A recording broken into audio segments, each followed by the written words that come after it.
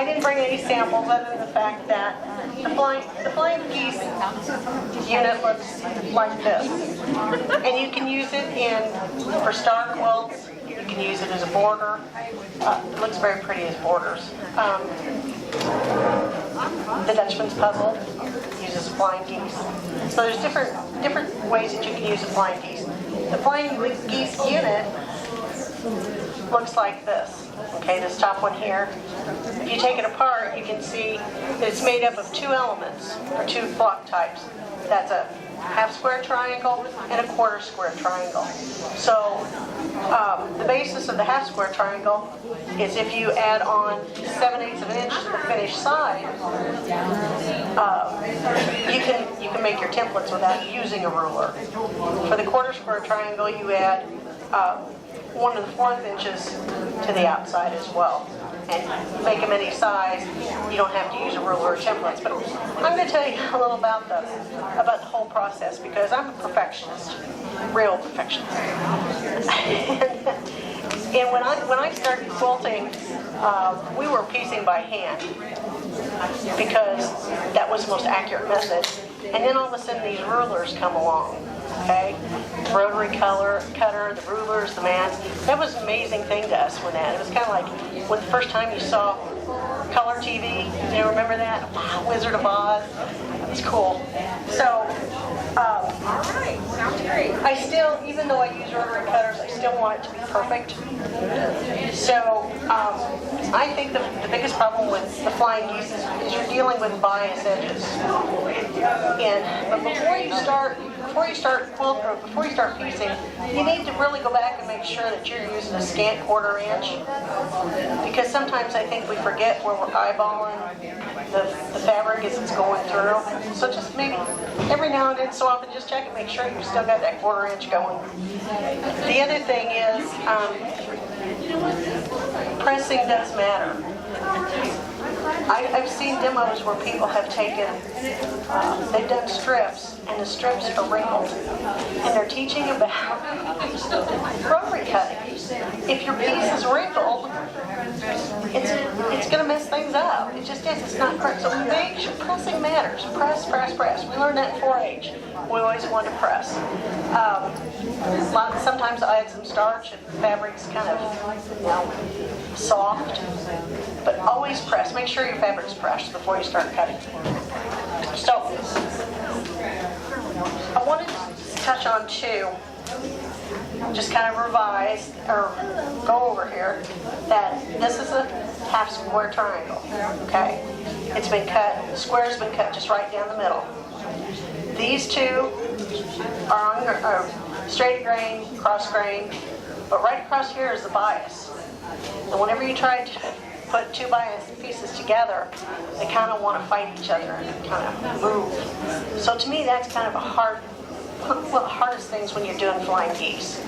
So these two pieces here, the 1/4 square triangles, they're not too bad. But when you get here to the 1/4 square triangles, you've got a square and you're cutting it twice, diagonally, to get your 1/4 square triangles. So again, with that, you can go ahead and make any 1/4 square triangles, any half square triangles, and not have to use a template, okay? So that bias I was talking about can really wreak havoc. And I've always had this reminder to me that the least amount of stretch in your fabric is going to be on your lengthwise grain, which is along the selvage edge. The crosswise grain, that 44, 42 inches, is going to have the next most stretch. But when you get on this bias, you've really got a lot of stretch. So I think that's where you get a lot of problems with your flying geese. And I really struggled with it, even up until last year. And I found this new squaring up ruler that I'm going to talk about at the end. But it made a world of difference. So let me just kind of start here.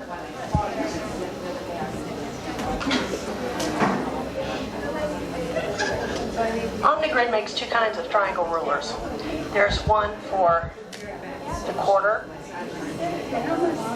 and the 1/4, or the 1/4 the quarter and half square.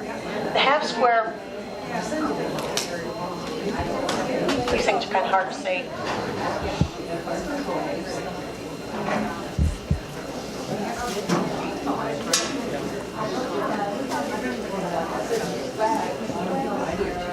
Okay. The quarter square triangle, or half square triangle is on the bottom. Okay, you can see how there's cross hatching of the cutting lines. Okay, this one on top is for the quarter square. They're all parallel to that bottom edge. On a half square triangle, the two outside edges are the same size.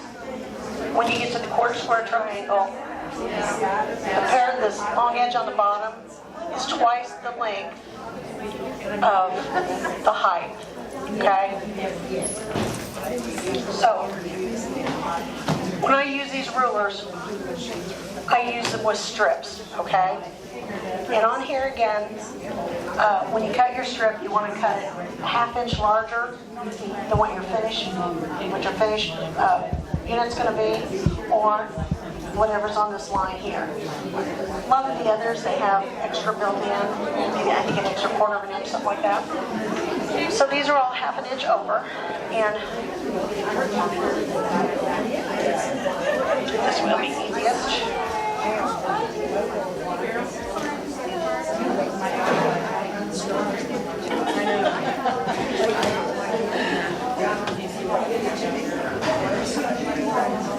It's hard to do this upside down. I don't think I've ever done it upside down.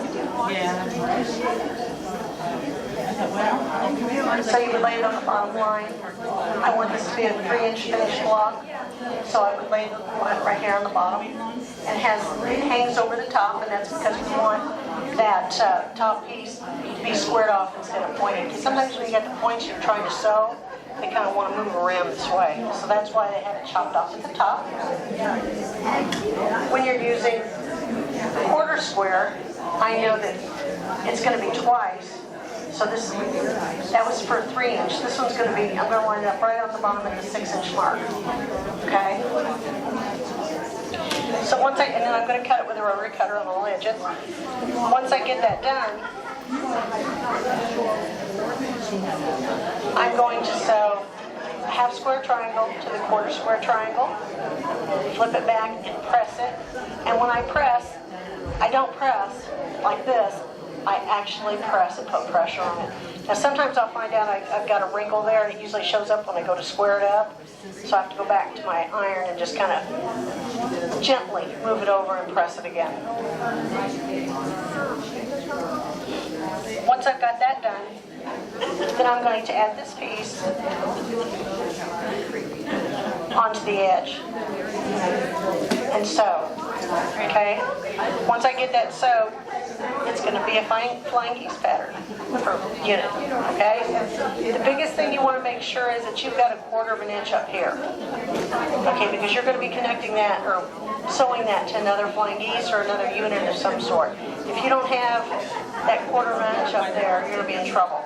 That's what I had a problem with. So, take that away. Then there's another ruler that's made by Omni-Grid as well. And Fons and Porter puts that out. And basically what it is you have your quarter square triangles running this way, and your half square triangles running this way. So they've taken these two rulers and put them together in one. So that now you don't have to have all these two, as long as you don't go over the size limit of what this one is. So that was kind of neat. That's by Fons and Porter. The construction and the cutting and everything is exactly the same. It's just all on one ruler. So then, I didn't have a whole lot of luck with that. What I found was when I used either one of them, either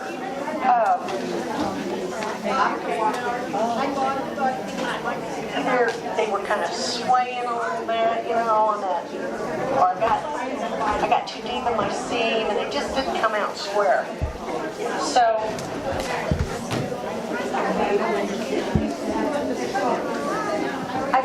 I did it exactly the size I wanted it, it wasn't going to work. But I remember a friend of mine, when these rulers first come out, they were, she said, you just need to square things up. I kept saying, no, if I cut it right and I sewed it right, I shouldn't have to square it up. I don't think that's an option. And she said, no, you just square it up. And I'd watch her, and I'd watch her. And I'd go home, and I'd have a square block, and I'd try to square it up. And it wouldn't square up. And the reason was, for me, that you had all these seams going different directions, and when I put that square on there, it wobbled. And when it wobbles, it's not square. So, I decided that I would, for the flying geese block, it would be the unit, it would be the best thing for me to make an oversized block. And then they have what they call a block lock. This little thing, to me, is like a lifesaver. They make it for half square triangles, I think for quarter square triangles. This one just has to be for the, happens to be for the flying geese. And the idea is on this, if you line it up,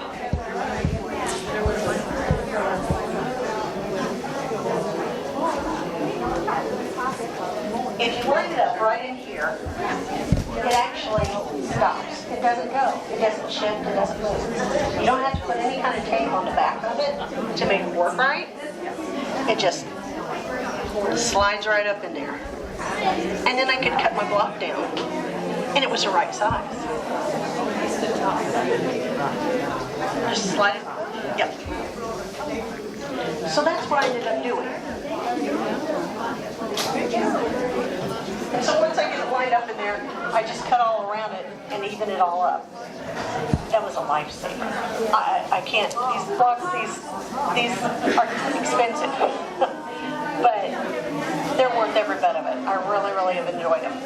So that has made a difference. So the other ruler I wanted to tell you about was the Quilt of the Day Elmer Burns ruler. Okay?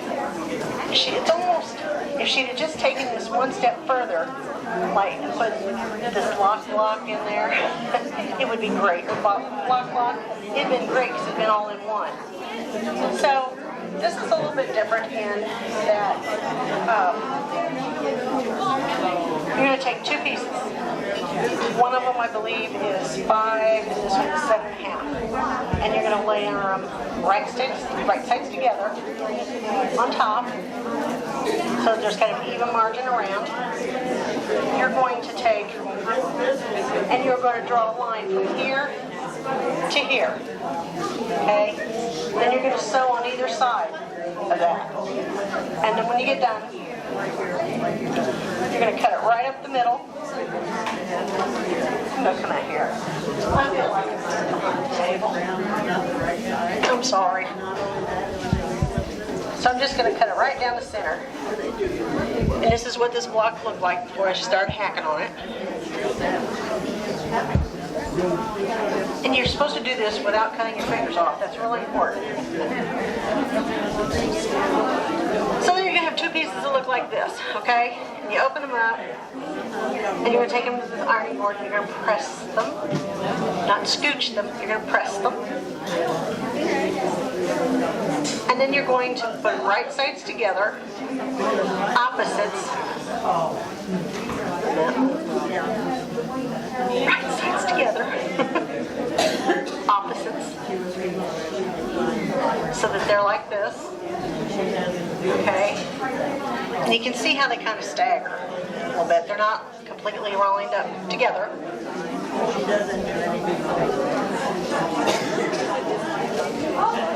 And then again, you're going to get out your ruler, you're going to draw a line from here to the bottom, here's the bottom, and again you're going to cut this piece apart, not your fingers, just the piece. So you're not matching the seams, you're matching the squares. Exactly. If you try to match seams, it doesn't work. Okay. So now you got two pieces that look like this. Again, I go back to the ironing board and I press. So working with these two pieces, what I like to do is, and it doesn't tell you this, I don't think, right in here where this is together, I want my seams pressed towards the burnt and tan side, okay, on both of them. Well, I got a seam that goes all the way across. So I'm just going to go in there and I'm just going to clip it in the middle so that I can press the seams in the directions I want them to go. Okay? So I press them really well. And then I go back, and you're not going to be able to see this, but this ruler has two different sizes on here. I'm doing the 2x4, so it's up in this area up here. Okay? That's all I'm using. So, just like the block, I'm going to lay this triangle up in here. Okay? Point, make sure it's up there. So I've got that triangle nested right up in there in that point. Okay? Then I'm going to, wait a minute, I got this right. I had that right, wrong. It's going to look like this, okay? This line's going to be down here, this is going to be nested. Don't I confuse you? I'm so sorry. I'm going to go back over here and do a retake. That look better? All right. Then I'm going to cut around here, okay, here on the three sides, okay? I'm going to cut around here on three sides. Two sides and the top, okay? Then when I get done with that block, this one has to be squared up as well. So you just flip this over.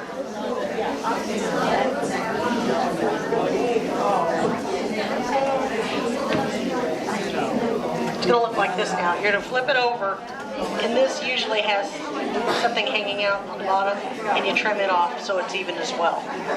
Okay? I'm going to trim right along the stitching line. There's one for the smaller size and the larger size both.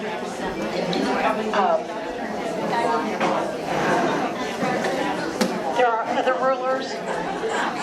They all work pretty much the same way. They just have different inventors. I'm an OmniGrid fan because that's what when they first came out, it was OmniGrid that came out.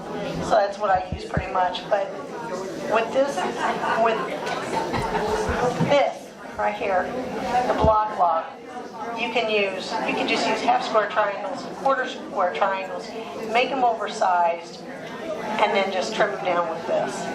To me, that's the simplest way that I think to make flying geese. So, do you have any questions? Yes? On that one there, can you just make the one side? Do what? On that one there, you can Yes. make one side? Yeah. Do they have other sizes? They do. There's a set of these that range. I have a very, very small one. And I think there's 4 or 5 sets in there. When I went to Paducah, there was $85 for the set.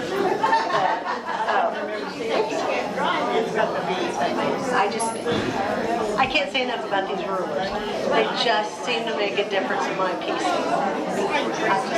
After all those years, my best friend saying, "Well, you have to do this when you're a month." I'm going, "No, they should be right." I use it on a quarter-inch seam. I cut them correctly. They should be right.